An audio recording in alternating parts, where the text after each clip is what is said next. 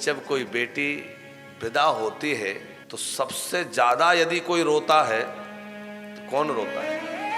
कोई व्यक्ति इतना निष्ठुर हो कि कभी ना रोया हो, यहां तक कि कोई इतना कठोर हृदय का व्यक्ति हो कि दुर्भाग्य से किसी व्यक्ति का बेटा चला जाए और बेटे के जाने पर भी जो ना रोया हो, वो भी जिस दिन बेटी की विदा करता है उस दिन अपने आंसू नहीं रोक पाता है। बेटी को जब बिठाता है डोली में, गाड़ी में, उस दिन पिता के हृदय लगता है फट पड़ेगा। जनक राज जी महाज्ञानी हैं, लेकिन जनक जी ने जब जानकी की विदा की तो मिटी महामर जाद ज्ञान की। जनक जैसे योगी जो है उनकी ज्ञान की मर्यादा नष्ट हो गई।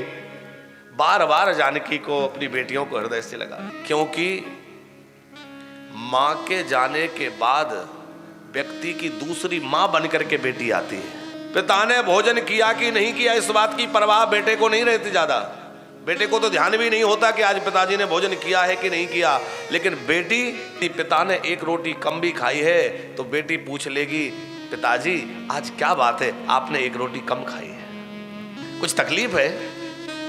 ऑफिस से लौटते हुए अपने पिता के चेहरे को देखकर बेटी कह देगी, पिताजी आज आप किसी चिंता में हैं, कुछ परेशानी है।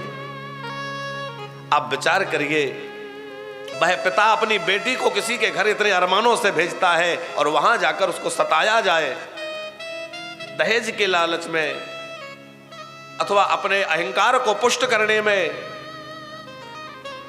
क्या उचित है? बेटियों का भी दायित्व है कि वह अपने ससुराल जाएं तो अपने पति की मां को अपनी मां से बढ़कर जाने।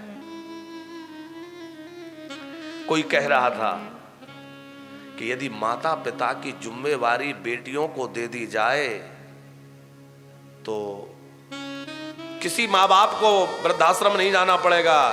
लेकिन हम एक बात कहते हैं कि यदि वही बेटी अपने सास ससुर को अपना माँ बाप मान ले तब भी किसी माँ बाप को दुखी नहीं होना पड़ेगा।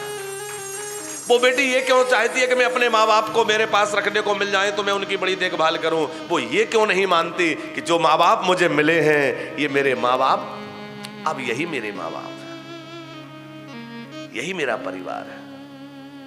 आज परिवारों में जो विघटन हो रहा है, संयुक्त परिवार नहीं रह पा रहे हैं, उसका कारण क्या है? बेटियां जल्दी उस परिवार को अपना परिवार नहीं मानती, उसको स्वीकार नहीं करती।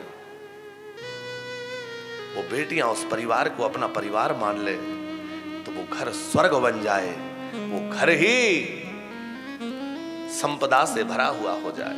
बड़ी जिम्मेवारियां हैं। देखो, भगवान की भक्ति तो करना है, भगवान के भजन में तो लगना है, पर संबंधों की वैल्यू, रिश्तों का मूल्य बहुत जरूरी है। क्योंकि यदि जीवन में हम संयुक्त नहीं रह पाए, परस्पर प्रेम के साथ न रह पाए तो फिर सब बेकार है। जहां सुमति तहां संपत्ति नाना और जहां कुमति तहां विपत्ति निदाना। जहां झगड़ा होगा, कुमति होगी, वहां लक्ष्मी भी नहीं रहेगी, संतोष भी नहीं रहेगा, सब चला जाएगा।